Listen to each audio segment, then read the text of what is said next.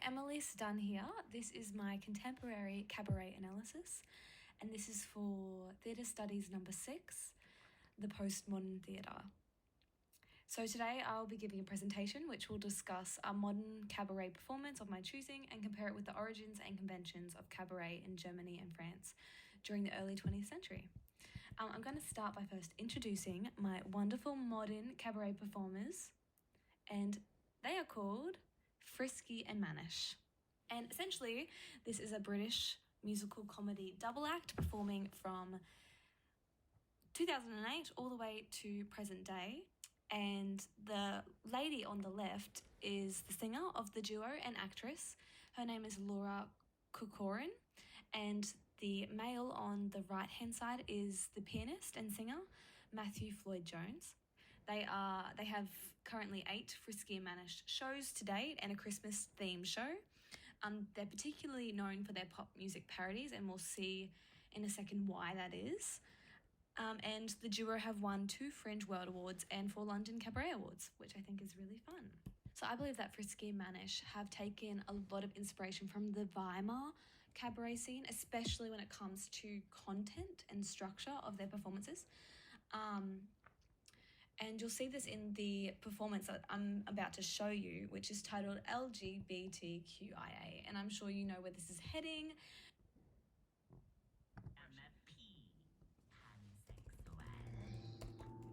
I am an omnisexual. And I am a fluid. Great! Welcome to our club. We're glad to have you in. We're celebrating love, and love is not a sin. So if your love does not conform to heterosexual norms, join the LGBTQIA/GSM/GSRM/GSDPOF Society. Okay, great. Now that's got to be everybody there. Just because I have sex with men doesn't mean I'm gay. Well, I'm a same-gender loving man who has sex with men. okay, so let me just get that was got it! Welcome to our club. We're glad to have you in. We're celebrating love, and love is not a sin. So if your love does not conform to heterosexual norms, join the LGBTQIA/GSM/GSRM/GSDPOF/SGLMSM Society. I'm still a lesbian! No, you're literally the first one. Okay, so, I'm terribly sorry. I actually don't think you've done me yet. I'm sure we have. Well, you see, I would just say that I am non-cisgendered. Oh, what does that mean? Well, cisgendered is a less heteronormative term for non-transgendered. So you're not transgendered? Yes, exactly. Thanks so much. Okay, fine!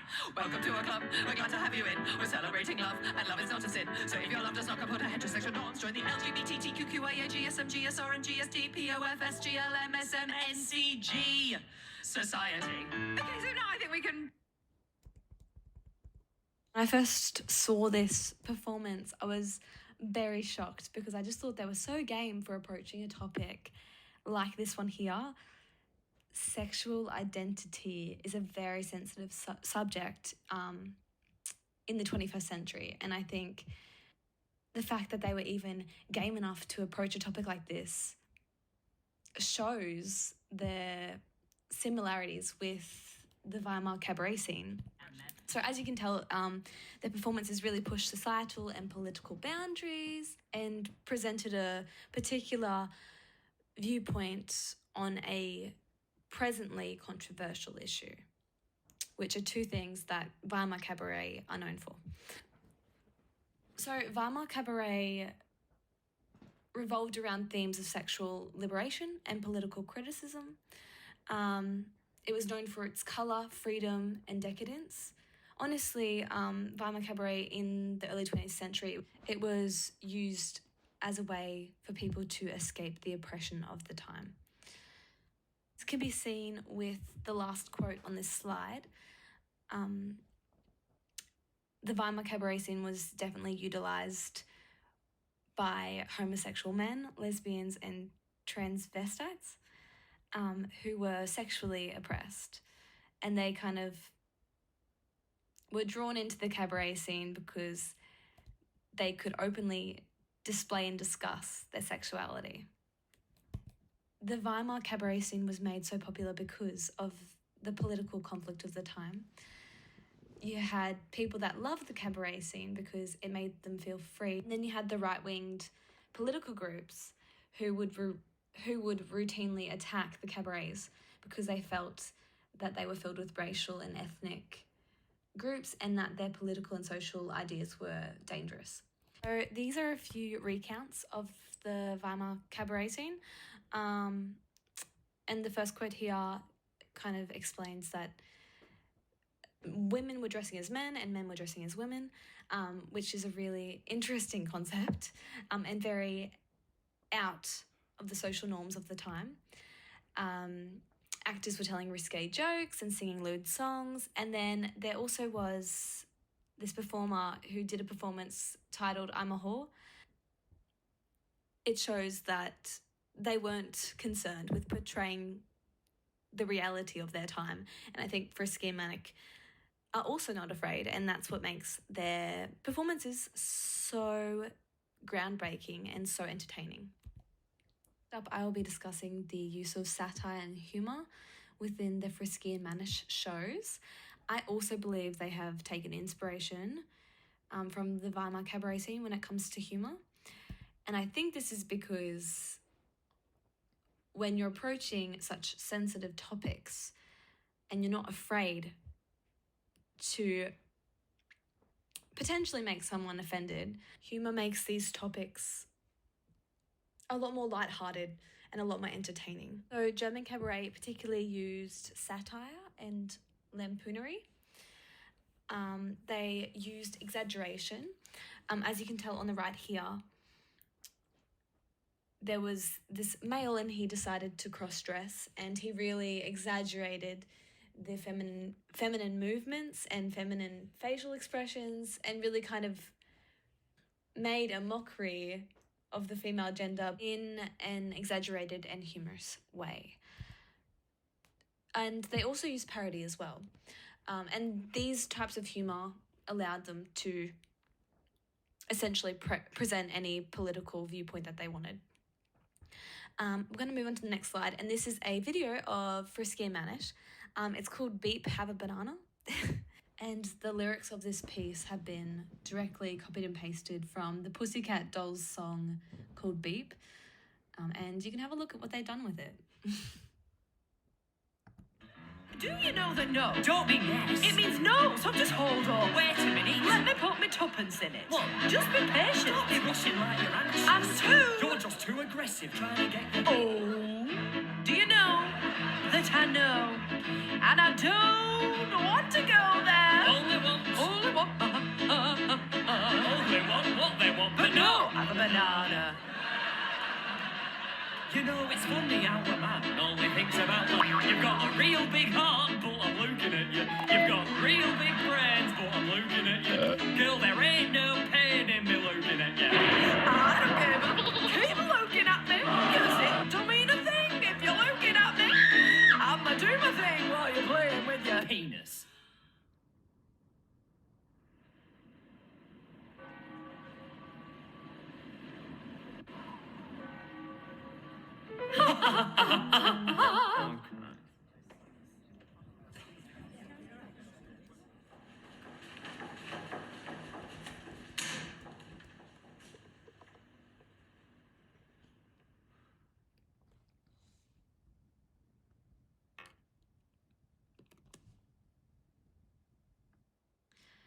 So in this song, they have really utilised satire and parody. I think that's kind of the two strongest comic devices they have in this, as well as exaggeration and I guess a bit of sarcasm. But they're really trying to ridicule and expose the stupidity of pop music and the music industry. And that was a similar strategy that the Weimar cabaret scene utilised in order to perform political shows.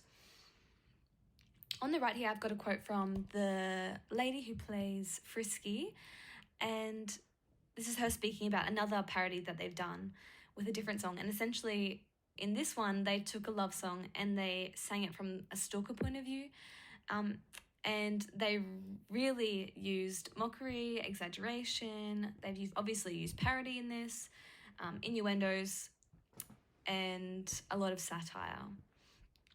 And they really, like the one that you just watched, really played up the parody, the satire, the exaggeration, irony and sarcasm in particular, to really, create humour within the piece. I also just wanted to touch on how they've used costuming, staging, and acting to kind of create more humour within their performances and shows. As you can see behind this pianist, on the right here, he's got a full-on reindeer behind him. This was their Christmas show that they did, and they both look like Christmas trees. So they've really exaggerated it and really made a statement. Next up, I'm going to speak on the music and accompaniment. And I have another little snippet to show you from their show titled Tropical House Virus. And yes, they made a whole show centered around the pandemic, of course. But in this particular clip, I just want to show you how they've taken the drum beat of one of Ed Sheeran's songs, and they're literally just going through lyrics from different songs and singing them with the Ed Sheeran track. I think it really illustrates what they do so well, which is using parody and using music as a vessel of comedy. When I tell all the world that I'm in love with you. We even tried Sadcliffe. It's so funny how we don't talk anymore. Oh, why, oh, why, oh, why, oh, why? I mean, Cliff wasn't even touching the sides. Oh, why, oh, why, oh, why, oh, why? So I'm not gonna lie, for experiments 5 through 497, we were just throwing any old shit at it. Literally. Now, we're not going to go through every single one of those individually. We'd be here all night, but we packaged them together to give you a sense of the sort of things that we tried, like, it's a little bit funny, this feeling inside. You're the one that I want. You are the one I want. Ooh, ooh, ooh, honey. Ooh, baby, do you know what that's worth? Ooh, heaven is a place on earth. Jolene, Jolene, Jolene, Jolene. Let's get ready, let's get ready, let's get ready to rumble. Watch us right Would the you mic, know watch us right the my mic, watch us right the mic. Psych. Have you ever felt like this? Where strange things happen. Are you going round the twist? Now, I understand that performers in the Weimar cabaret scene tended to sing, and clearly that's not the case in this performance because they're singing very, very well. But I still do think that they have taken inspiration musically from the Weimar cabaret scene, and I think this is because Frisky and Mannick actually write their own skits, shows, and songs. And I think what they've done here musically is very similar to what creatives did back in the early 20th century when it came to cabaret songs, and we'll dive into why. One of cabaret's most striking and influential figures was writer and performer Frank Wedekind, and this creative was particularly known for his satirical ballads, and he actually wrote the song on the left here called the Executioner Song, which really doesn't sacrifice any imagery. It's if you have time to read it, it's quite brutal. I think with these types of performances that have a lot to say politically and socially, it's more about the lyrics and there's more emphasis on what the characters are actually saying rather than a pretty song, And this was something that Kurt Tucholsky did very well too. He was known for writing political song and parodies. He really shows that this emphasis on lyrics and the simplicity of certain other aspects allow the role play to shine, which then allows the political ideas and stances in the comedy to shine. And now I'm going to speak on the staging elements of Weimar cabaret in the early 20th century. And one thing that I want to note is that no cabaret venue was the same. There were larger clubs, there were smaller clubs. There were clubs that were for homosexuals, some for lesbians, some for higher class people, some for lower class people. They really were quite inclusive when it came to making sure that everyone had a cabaret venue to go to. And it was these differing venues that showcased different entertainment. Like some cabaret venues didn't actually have a performer, they just had music in the background, which I think was particularly common with the homosexual cabarets. And then there were some other ones that the drinks and the entertainers were on sale. The cabaret venues were quite intimate. They typically had like a dinner restaurant attached, and it was a very warm, welcome, and comforting type of environment. This next photo is actually a lesbian bar. The atmosphere was usually refined, the lighting was soft, and music got played in the background. So I really think that Frisky and Mannick have imitated this type of cabaret experience. They perform in smaller venues with, not too much lighting, but there is some lighting on them at least. Very minimalistic props, just a piano, essentially just standing and singing for most of their performances. It seems that Frisky and Mannick are a little bit too popular, and they typically do perform to a larger crowd and not in a dinner style because they need to fit more people into the venue. They've also been quite innovative as well, and they don't limit themselves to live entertainment. They've made music videos, and this is not something that's traditional with Weimar Cabaret at all.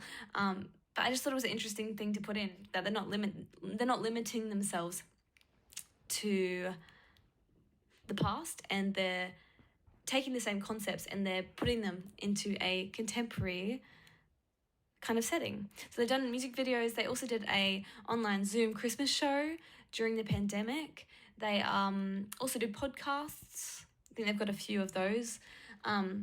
They've done some public performances just on the streets, and they do go on radio shows as well. And lastly, I'm going to discuss the costumes. I think that Frisky and Mannick are quite difficult to categorise because every performance is not the same, and it depends. Their costumes are dependent on the topic that they're approaching, the characters they are portraying, and the themes of their show.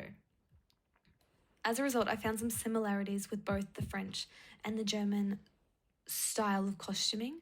So I don't think that Frisky has been too inspired by like the dancer girls of the French cabaret. But I found this photo on the left here, and it's set in the 19th century. The particular features I want to point out is the very dramatic hairpieces on the left. I also am intrigued by the different colours of hair.